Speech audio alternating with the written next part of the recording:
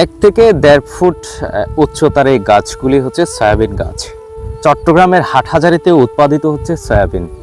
আপনাদেরকে আজকে জানানোর চেষ্টা করব কিভাবে একজন কৃষক সয়াবিন উৎপাদনে উৎসাহিত হয়েছেন এবং কিভাবে তিনি এই সয়াবিনগুলো উৎপাদন করছেন। সম্ভাবনাময় ফসল সয়াবিন আবাদ করে তাক লাগিয়ে দিয়েছেন হাটহাজারীর ফতেপুরের কৃষক মনসুর শাহ প্রকাশ লালভান্ডারী।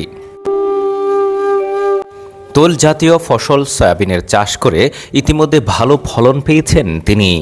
ইন্টারনেট থেকে উদ্বুদ্ধ হয়ে ও বীজ সংগ্রহ করে পরীক্ষামূলকভাবে তিনি চাষাবাদ করেন এই ফসল। উপজেলা কৃষি সম্প্রসারণ অধিদপ্তরের সহায়তায় ও নিজের পরিচর্যায় কানি প্রতি 4 থেকে 7 মণ ফসল ইতিমধ্যে ঘরে তুলেছেন অভিজ্ঞ এই কৃষি উদ্যোক্তা। পরীক্ষামূলক চাষাবাদ করে সফল হওয়ায় আগামীতে পুরোদমে চাষের আশা করছেন তিনি।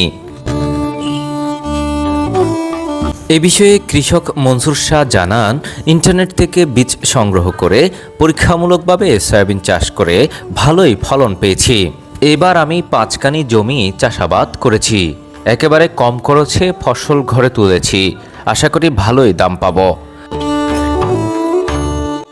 আমি সয়াবিন, সরিষা, বিভিন্ন তেল জাতীয় ফসল, সূর্যমুখী সবগুলো মিলে প্রায় 100 খানির কাছাকাছি আমার করা হয়ে গেছে।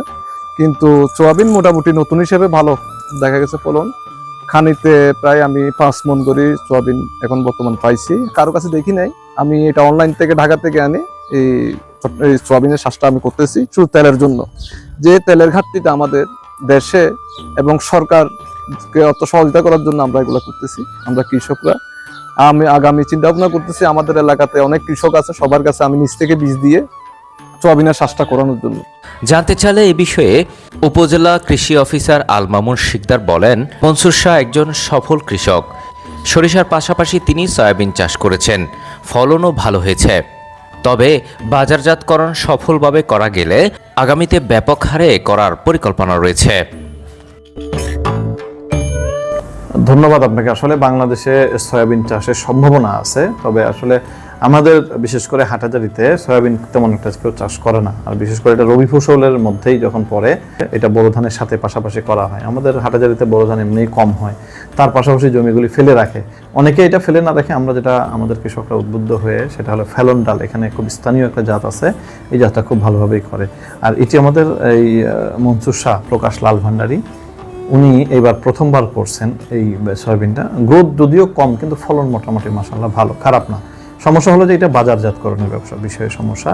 বাজার এখনও ওইভাবে তেমন ভালোভাবে বাজার এখনও পরিবেশ হয়নি বা ওইরকম এখনও পরিস্থিতি না, যার কারণে আমরা খুব বেশি এখনও উৎসাহিত না করলেও ভালো ফলন যদি হয়, বাজার ব্যবস্থাপনা যদি ভালো হয়, সেক্ষেত্রে আমাদের এই তেলের, বিশেষ করে ভোজ্য তেলের, সয়াবিন একটা তেলেরই একটা উপকরণ।